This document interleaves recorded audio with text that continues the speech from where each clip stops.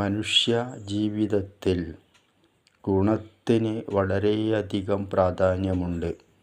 ഗുണത്തിനനുസരിച്ചാണ് വ്യക്തി ചിന്തിക്കുന്നതും സങ്കല്പിക്കുന്നതും പ്രവർത്തിക്കുന്നതും.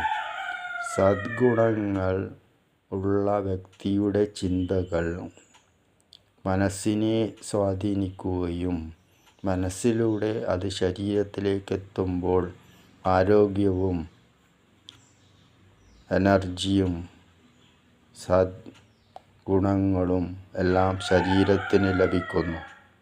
നേരെ മറിച്ചാണെങ്കിൽ ആരോഗ്യ പ്രശ്നങ്ങളും ഉണ്ടാകുന്നു.